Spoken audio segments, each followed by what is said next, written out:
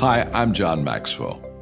When the top companies in the world are looking for trainers, speakers, and coaches, there's one name that stands above the rest, and that's Maxwell Leadership. Our certified team members have gotten proven results for companies all over the globe, and our reputation, I'm proud to say, is second to none. Some of our members have risen to the top of their profession, including the one you're going to meet today. I proudly introduce you to my friend Bob Fabian Zinka. Welcome to the Leadership and Success Podcast with your host, Coach BZ, where we help you lead with purpose and succeed with impact. If you're ready to grow into the kind of leader others want to follow, this podcast is for you. If you're determined to elevate your success and leave a lasting legacy, this podcast is for you. As my mentor, Dr. John C. Maxwell reminds us, everything rises and falls on leadership.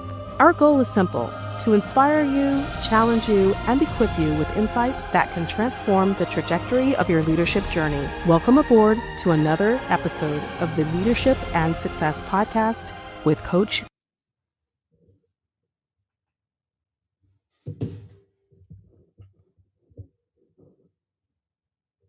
Hello, everyone. Welcome to this very special edition of the Leadership and Success Podcast. Today, we are going to be studying Proverbs chapter 25. Today is January the 25th. So this entire month, we are going through one chapter of the Book of Proverbs every day. Today, we're going to do chapter 25, tomorrow, chapter 26, until we complete all 31 books at the end of the month. This is not a religious podcast, but this is about ancient wisdom and leadership lesson from the Book of Proverbs, a book written more than 2,000 years ago. And those leadership principles, I believe, still apply today in the 21st century in the age of artificial intelligence. So please let us know where you are joining from, what city, what state, and if outside of the US, which country.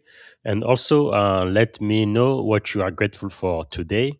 As a matter of fact, as we start each show, we want to just spend one moment to be grateful. And I am really optimistic today, and I am so grateful for a lot of things. But one thing that really touched my heart today, this morning on LinkedIn, I saw a post from Rashawn Kaplan, and it was about a Syracuse police officer who found a woman sleeping in a cemetery, and he raised over $12,000 to help her start over. The officer is white and the woman black, and this is very inspiring. No, this is what I believe America is all about. This is the America I joined the U.S. Navy 21 years ago to support and to defend. That is really, truly who we are. So it really keeps my spirit high, and I am inspired about the goodness of people. How somebody who's not related to you can just be so generous. And I believe we do have that spirit of generosity here in America more than any other country I know. So I guess I would like to call on all of us to really be the very best that we can be. Okay. Because I know America can go very, very dark too. And I have seen that side of America too, which I absolutely do not like. And that's not who we are as a nation and as a country. So let's be our very best and let's help one another. All right. First, let me review Proverbs chapter 24, which we did yesterday, January 24th. And I shared 7 lessons about Proverbs 24. The first one was guard your heart from envy and shortcut. That was based on verses 1 and 2. Envy will corrode leadership judgment, and leaders who admire an ethical success risk internalizing destructive methods. Doing so, what we admire eventually shapes how we lead. So that was the first lesson. Lesson number 2, build before the battle. That verses 3 and 4. So organizations don't fail in crisis, they fail in preparation. So wisdom builds structure, understanding sustain culture, and knowledge fills the detail. So build before the battle. Leadership lesson number 3, strength is revealed under pressure, based on verses 5 and 6. So true strength is humility, the willingness to seek counsel and adapt. Lone wolf leadership is brittle leadership. It's not going to last very long. All right. Leadership lesson number 4. Yesterday we talked about courage requires action, not silence, based on verses 10, 11, and 12. Silence in moment of injustice is a leadership failure, but leaders are accountable not only for what they do, but for what they refuse to confront. All right, leadership lesson number 5. Justice must be consistent and impartial, based on verses 23, 24, 25, and 26. Favoritism will erode trust faster than incompetence, and leaders must apply standard evenly or lose credibility entirely. And lesson number 6, yesterday we talked about prepare your field before you build your house. Uh, Proverb 24, verse 27. So, vision without execution discipline is fantasy. Leaders sequence wisely, laying groundwork before expansion. And then on leadership lesson number 7, we talked about the righteous rise again and again.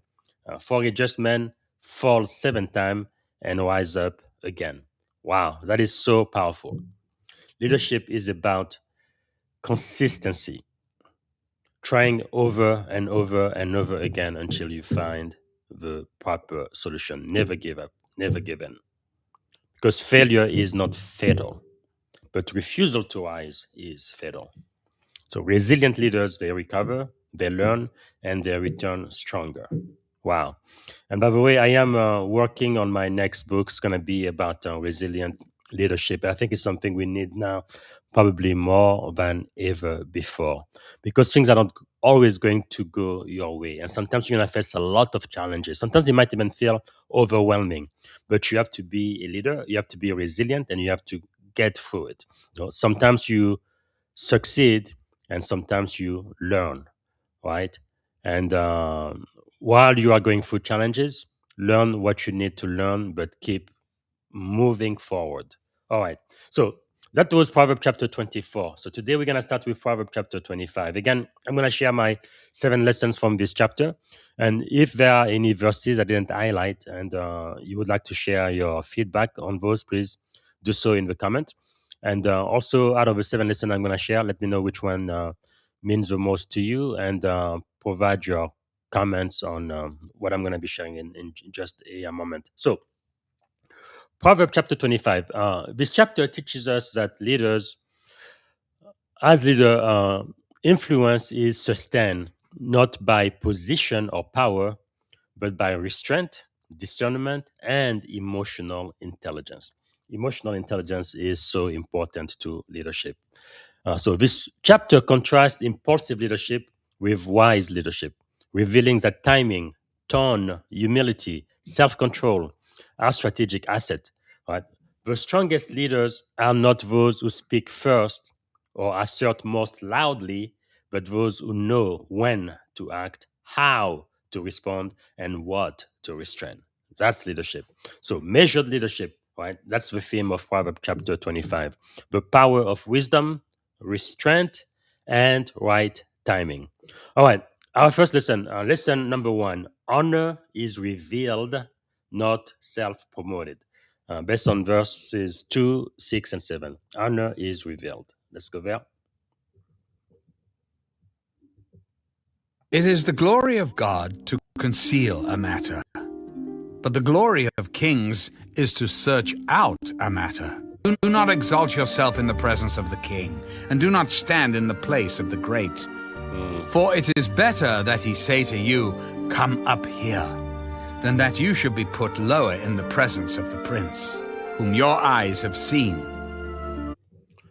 Wow, this is pretty profound, all right? Honor is revealed, not self-promoted. Wow. Great leaders, they seek truth, not applause. Self-promotion erodes credibility, but humility invites trust.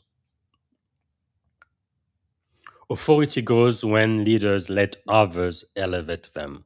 So let your work speak for you. Let your work speak for itself.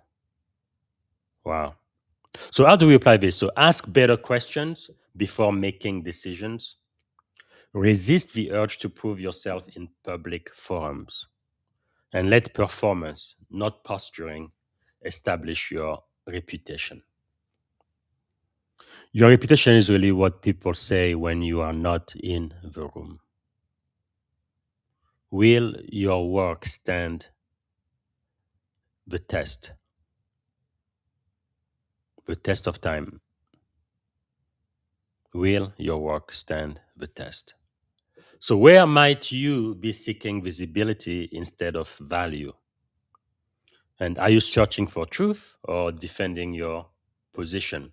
So, leadership is not claimed, it is confirmed over time through wisdom and humility. All right, leadership lesson number 2 today.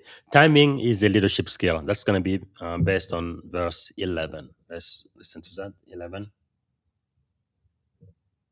A word fitly spoken is like apples of gold in settings of silver. A word fitly spoken. Timing is a leadership skill. Truth delivered poorly can damage trust, but timing determines whether feedback heals or harms. And emotional intelligence implies leadership effectiveness, knowing when to say what you need to say and how to say it. So, how do we apply this? Pause before responding in conflict. Think first, right? Choose when to speak, ask carefully as what to say. So you have to know the timing. When should I? And then what am I going to say? And then how am I going to say it? And also why? What is my motivation? Why do I need to say it? I think all of those things are important. So align your feedback with readiness, not frustration. So have you confused urgency with importance? I really love the Einstein matrix, right? That's where it shows what's important and what's urgent. Um, for example, I think things that we should prioritize as leaders are things that are both important and urgent. It's urgent because I have to do it right now. It's important because it's an important thing to do. It's better than doing something that is not as important. So anything that's important and urgent, you definitely need to focus on that as the leader. But what if something is urgent but it's not important? Maybe a phone call or email or something like that.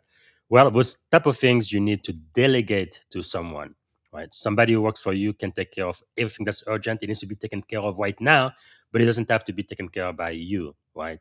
You get paid the big bucks. So you focus on what's important and urgent while members of your team can focus on what is urgent, but maybe not important. And then I think the next thing you need to focus on from the Eisenhower matrix is what is important but not urgent. After you take care of what's important and urgent that you absolutely have to take care of right now, then take care of what is still important but maybe not urgent. No, it may have to do with your health, maybe with working out, or maybe writing your book, or whatever it might be. You have a project, you have work that you need to do, but you have time to do it. And it's not urgent. It's not like you have to do it right now, but it is something that is important. So that's what you definitely need to focus your time on as a leader after you've taken care of what is important and urgent. And then there is also this last category of thing, which is not important and not urgent. Well, if it's not important and it's not urgent, I believe what you need to do is completely remove it from your list. Nobody needs to do it. Don't delegate it, don't do it, and just scrap it from your list to do. This way, on what you have to do as a leader, first and foremost, what's important and urgent, and then what is important but not urgent. Take care of those and delegate what is urgent and not important, and get rid of everything that is not important and not urgent. All right. So, do you speak to be right or do you speak to be effective? Because I must tell you, if you don't have to be right all the time, you're going to have a much easier life. People are going to like you a lot more because you are focusing on the issues and not trying to assert blame. Oh, I am right and you guys are wrong. No, no, no. We have this problem. Let's work together in order to solve it. Let me add value, right? That's what leadership, I believe, is really all about. So the right word at the wrong time can undo years of credibility. So it's not just what you say, but how you say it and why you say it, and also, the tone that you are using and how you come across. Those are very important too, right? Emotional intelligence, not just logic, not just IQ. All right, leadership lesson number 3. Self-control is a strategic power. Self-control is strategic power. Verses 16 and 28. Let's listen to that.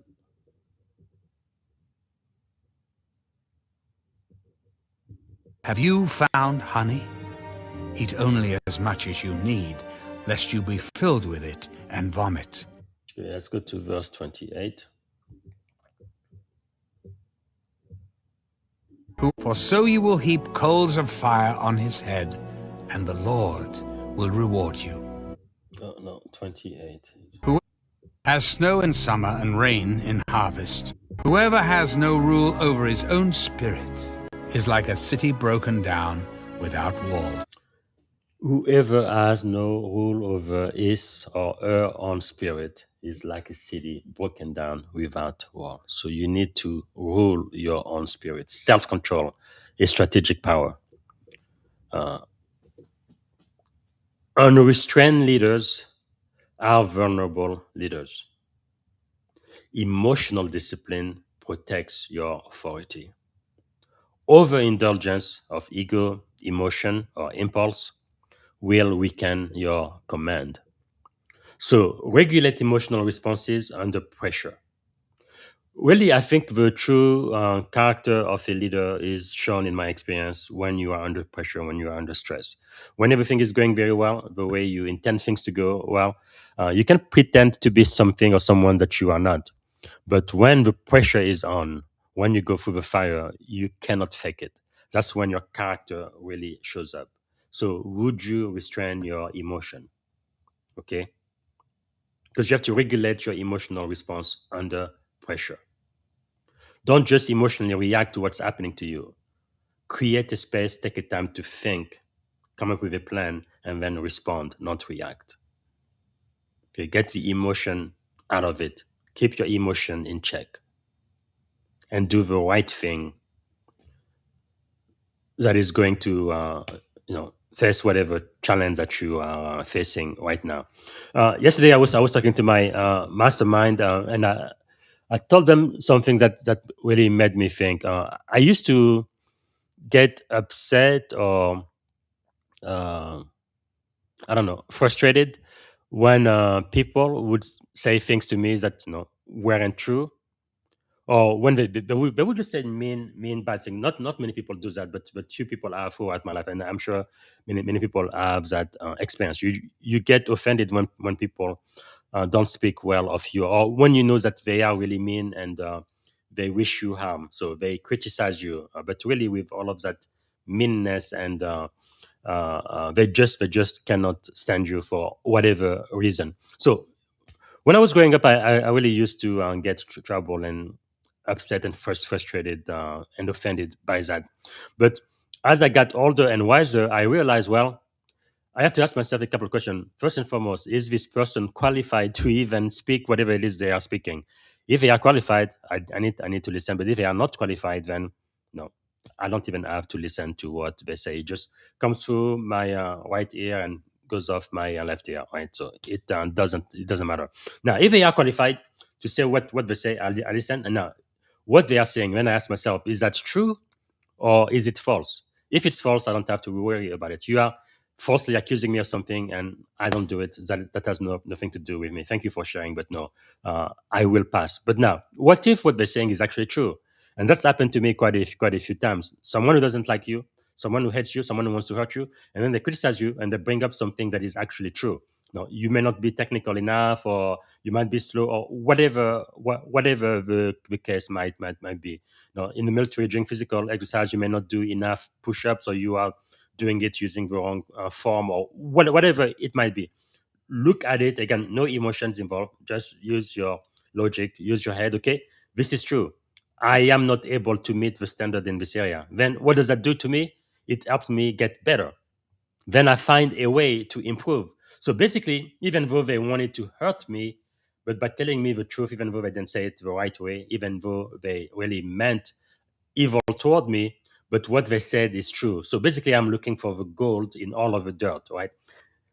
Because even though they don't like me and they just throw out a whole bunch of dirt toward me, that's okay. I would get rid of all of the dirt, but I'm going to be looking for gold. And if I can find that gold, I'm going to use it, and then I'm going to use it to improve myself.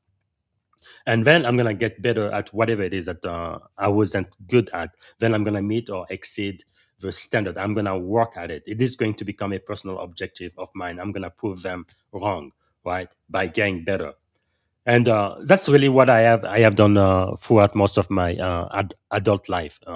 Being able to receive feedback, even feedback that you don't want to hear, feedback you may not like, but you're going to sit down and listen to it and then evaluate it, and then you make up your own mind. But at least you need to evaluate what they are saying, because no one, again, they may not be qualified to speak about the subject, but if they are, listen to what they have to say, and even though there is a lot of dirt in what they say, there might be some gold. So evaluate, is what they're saying true or false? If it's false, it has nothing to do with you, forget about it. But if it's true, then you do need to change, you do need to improve, you do need to work towards improving that portion of your life. And that's really part of the reason why I got better at some of the things that I wasn't very good at before, because people did criticize me and what they said was absolutely true, and I needed to get better at it. And eventually I became an expert in that field, or whatever it might have been. Okay. So I think that is wisdom.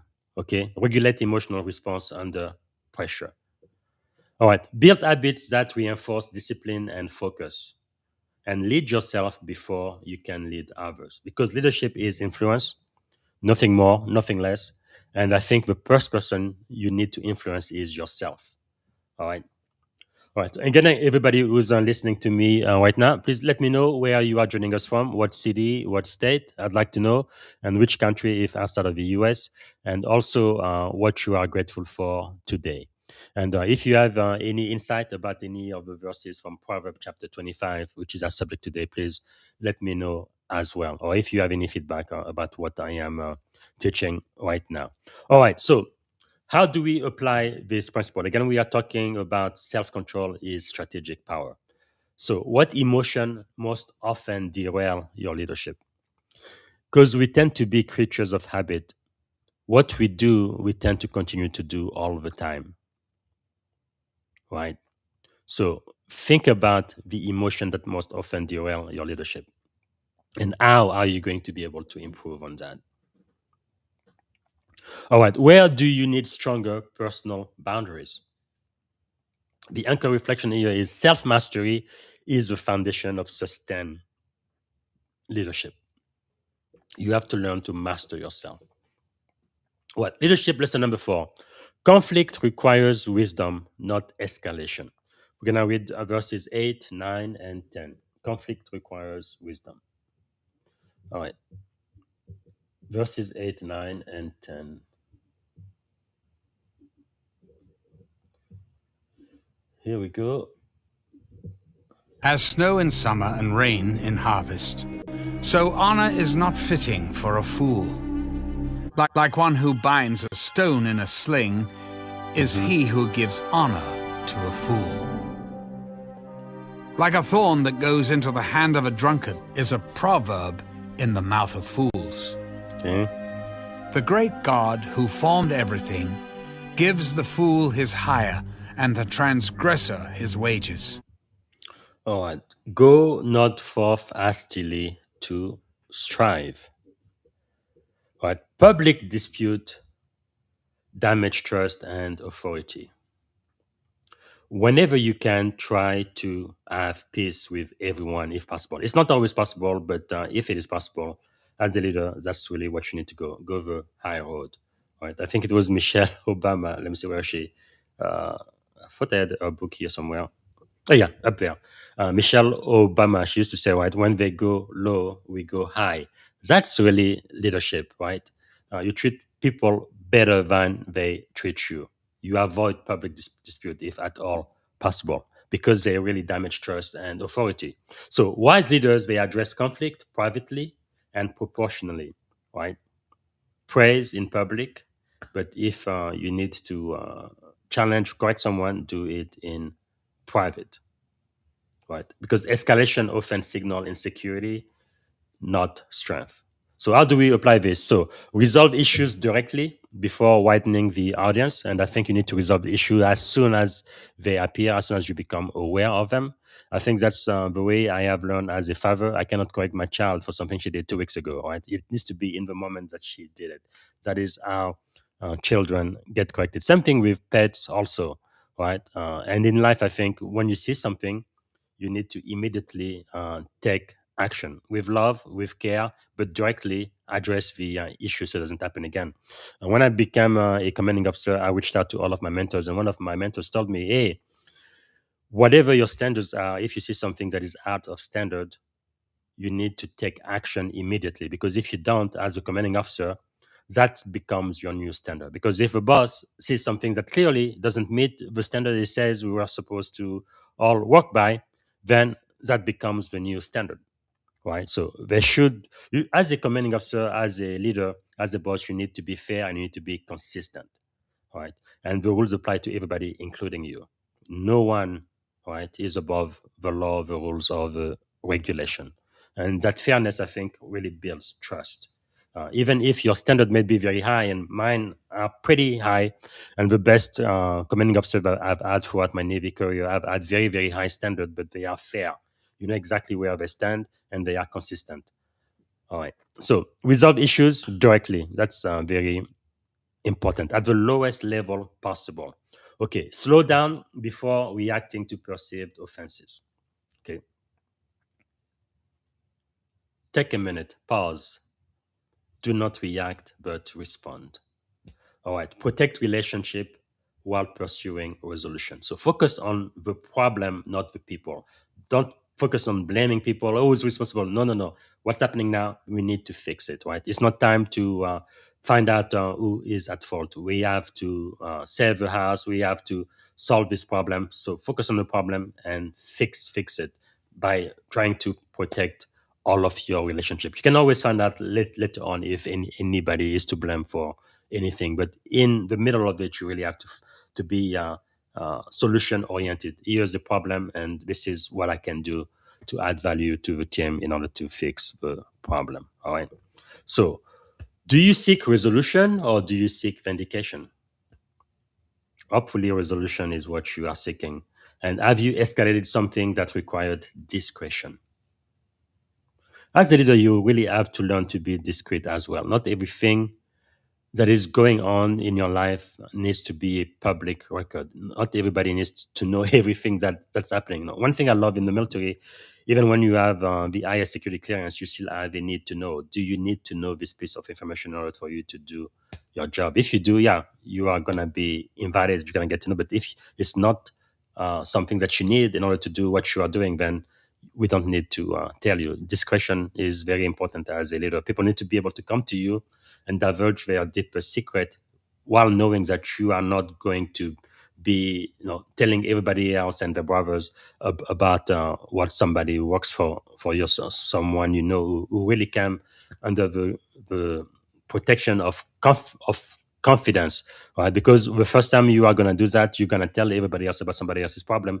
They will never come to you again. Okay, that's how you destroy trust. Trust is very, very difficult to really build, to earn, but it's so easy to lose. So every day you wake up is like, am I going to be trustworthy today? And I think as a leader, it's a decision you have to make every single day. During my podcast, the Leadership and Success podcast, usually toward the end, I ask my illustrious guests, what is one thing that leaders need to ask themselves over and over again frequently? And I think one of those questions is, am I going to be trustworthy today? And that's a decision you have to make every single day. All right. All right. So the anchor reflection here is the strongest leaders de-escalate before they dominate. Right.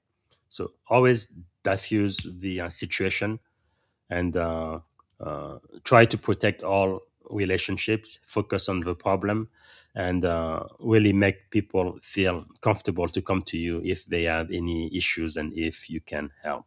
Right. You want to be known as a problem solver, an agent of peace. Okay. I have peace with everyone if at all possible. Again, I understand there are times where some people it's just not possible. That is fine. But with a great majority of the people out there, I think it's really great to be reconciliatory. Okay. Try to bring people together and not divide. All right. Next lesson, leadership lesson number 5. Influence outperform force. So that's going to be verse 15. Influence will outperform force. The lazy man buries his hand in the bowl. It wearies him to bring it back to his mouth. Influence will outperform force. So patience persuades where power fails. Patience. Influence flows from consistency and trust. You have to be trustworthy and you have to be consistent day after day after day after day, consistent. You have to be coherent, right? Your values, what you believe, what you think, how you feel, and more importantly, what you do is consistent with who you are. And if there is a gap, then you want to work really hard to close that gap. Okay. Your people need to know exactly who you are, where you stand every day. Right? You shouldn't be going back for to and fro. You need to be consistent, persistent, fair. People need to know exactly what you value and where you stand at any time. That really builds trust in a team. So, quiet persistence often outlasts loud authority. So, practice patience in negotiation and change effort. Be patient, build influence through reliability and integrity. You have to be reliable. You have to be a person of integrity. You have to be trustworthy. You have to be consistent. You have to be persistent. What you say and what you do should be aligned. You have to be coherent. If you say one thing but you do something completely different, then I talked to the highest ranked Muslim chaplain in the U.S. Military history a couple of days ago, Colonel Shabazz, Khalid Shabazz. And he's the second person who told me that. I think I also talked to CSM Aldrich, Williams Aldrich. They both said the same thing. It must be a army thing because I've never heard it. The 21 years I have been in the Navy. But basically, what they were saying is they are listening to the tape, but the audio isn't matching what you are saying, right? They are listening to you, but what you are doing is not what you are saying. There is no cohesion. There is no integrity, right? The audio doesn't match. Uh, I've never quite got an expression like that. So if you have a chance, listen to the full interview with CSM William Aldrich and Colonel uh, Khalid Shabazz. It's quite an impactful image, I think, of leadership. The audio has to match. Right? What you say, what you do have to match. That's leadership. That's consistency. That's integrity. All right. So choose persuasion over positional force. Right. So where could patience yield better outcome than pressure? And are you leading by influence or intimidation?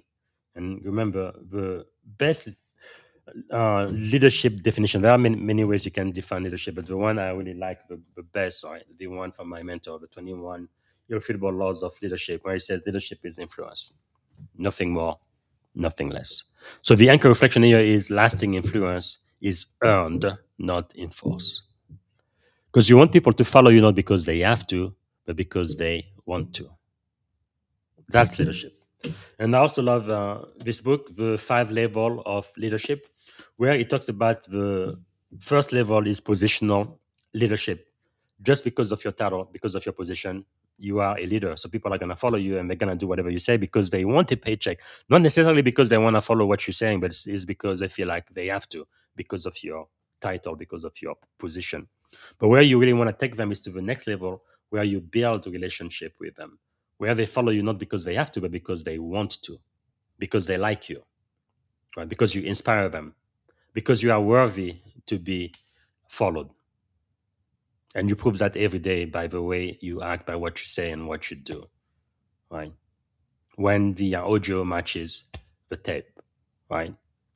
And then the level after that, at level number 3, you become productive, you are competent, you are getting the job done because you are leading people and people are following you. And then together, you guys are working at a much higher level. There is a synergy and not a performance that is much higher than the performance of each member of your team individually. So you're starting to get things done.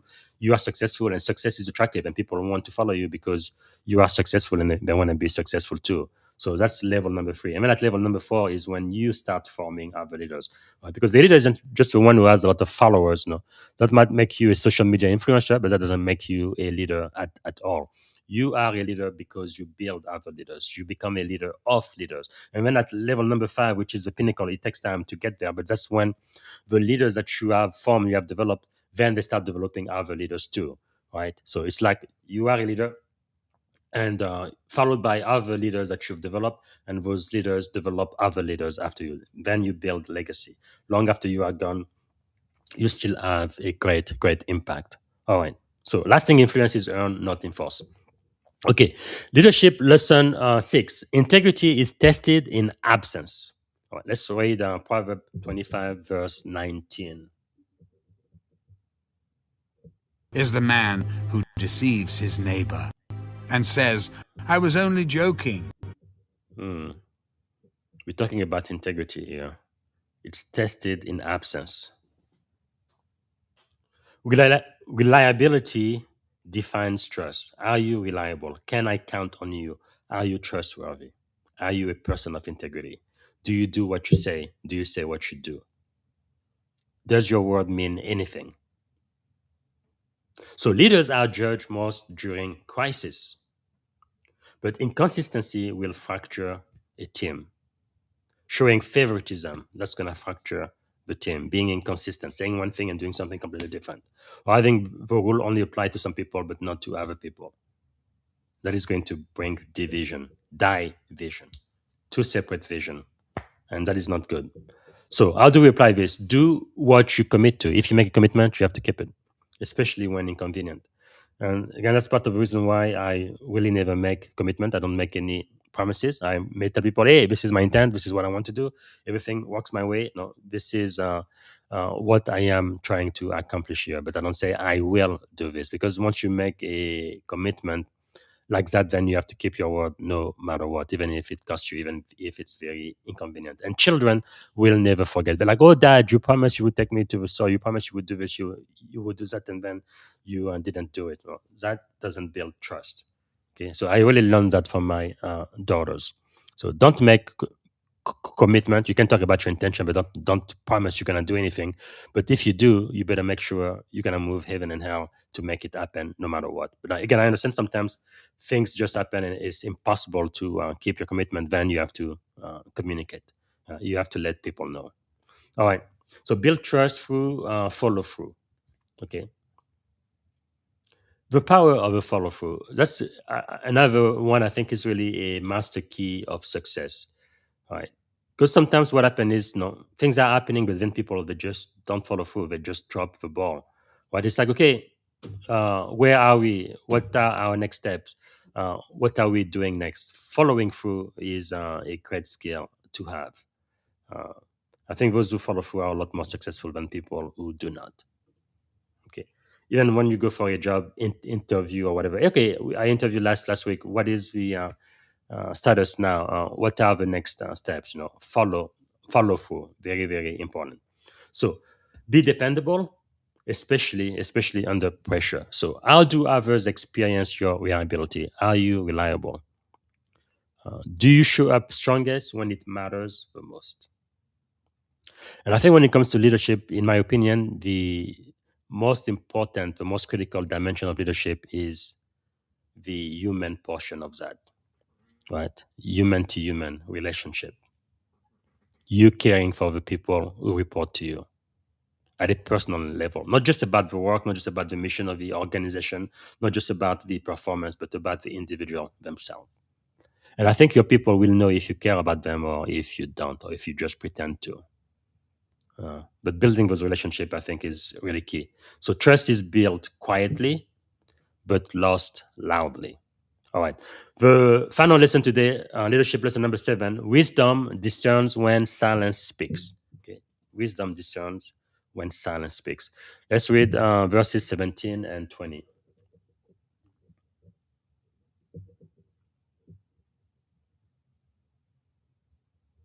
He who passes by and meddles in a quarrel not his own is like one who takes a dog by the ear. Okay, let's go to verse 20. As charcoal is to burning coals, where there is no wood, the fire goes out. And where there is no talebearer, strife ceases. That is so powerful. There is no wood, the fire will eventually go out. Wow. So overexposure will weaken influence. Discernment protects relationships. Not every moment requires your presence or your opinion. You need to learn how to keep your mouth shut.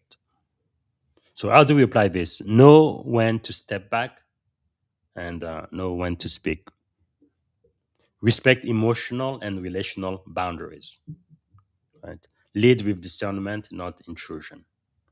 I'm sure if you are like me, nobody really likes to have a manager who's always breathing down your neck. They tell you to do something and then they want to watch every step that you are doing. Nobody likes that. People, if they are professional, you have to trust them and tell them what your standards are, what you need to accomplish, and then let them figure out a way how to do it. Now, if they come to you and ask for feedback or whatever, that is fine. But you don't want to be a hands-on manager, right? You want to tell them, okay, this is what needs to be done, guys. Now you go and you do it. Now, you do check on the progress because the buck stops with you, but you don't want to micromanage. Nobody wants to be micromanaged. All right. So how do you apply this? Again, know when to step back, respect emotional and relational boundaries, and then lead with discernment, not intrusion. So where might less presence create more respect? And do you mistake access for entitlement? So the anchor here for the last lesson, lesson number 7, which is wisdom discern when silence speaks. Silence does speak. I know it's kind of uncomfortable. Even sometimes when I do some of these interview, I have to teach myself, just be quiet, be silent, and then my guest is going to say a lot more, right? Or maybe you can ask a probing question, not just a yes or no question, but one that's going to get them to really think about what they're talking about and dig deeper. Silence is quite powerful. You don't have to hear yourself all the time. Sometimes you can just be silent. And that's the strategic leadership right there. Okay. So wise leaders know when absence strengthens authority. All right. Last thing I'm gonna say about that, when I became an ensign in the U.S. Navy, I was in 2007. My primary mentor told me, really, the test of leadership is what happened to your organization when you go away for like a couple of weeks on vacation or whatever. If everything falls apart, you are a bad leader. But if your people know exactly what to do and how to do it, and they keep meeting the end goals of the organization and accomplishing the mission of the organization without you being around, without you overseeing anything. Everything just goes as normal.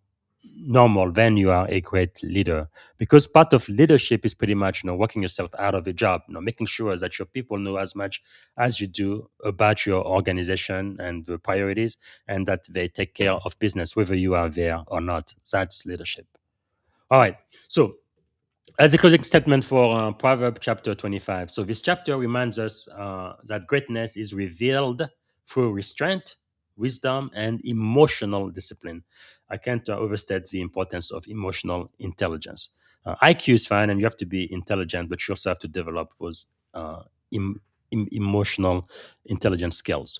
All right. In a world that rewards immediacy and volume, this chapter calls leaders to patience, humility, and discernment.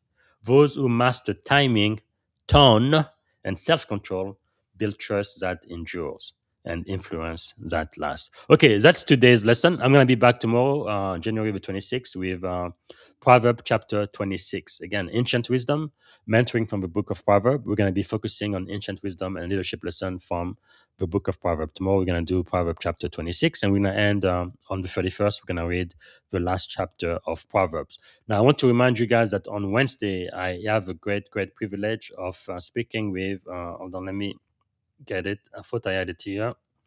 Alison Walsh is going to be here, and I so look forward to speaking with her. I think you are all really going to love her. She has so much to teach. Now, she focuses on women.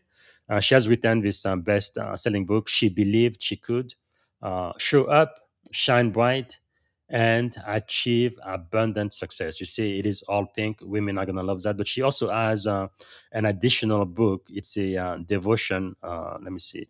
I should have it here. Uh, Hmm. Okay, yeah, here it is. She has a devotion. She believed she could win a 30-day devotional for pageant contestant by Alison Walsh and Madison Walsh. So she's going to be here on Wednesday. She's a transformational brand builder, a growth strategist, a best-selling author, a serial best-selling author. She believes she could. It's going to be a masterclass in women's leadership. But again, men can be there too, because I believe what applies to women will apply to men as well. But I hope to see you there. And thanks again for watching today. And hopefully you're going to be back tomorrow for Proverbs chapter 26 about ancient wisdom and leadership lesson from the book of Proverbs. Okay, bye from now. Bye. Thank you for tuning in to the Leadership and Success Podcast with your host, Coach BZ. If today's episode added value to your leadership journey, be sure to subscribe, share, and join us again for more wisdom nuggets on how to lead better and achieve greater success. Remember, leadership is the most critical skill of our time. The world will always need leaders to inspire others, drive innovation, and execute meaningful strategy.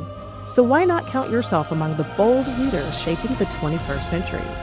Until next time, stay inspired, stay committed, and keep leading with excellence.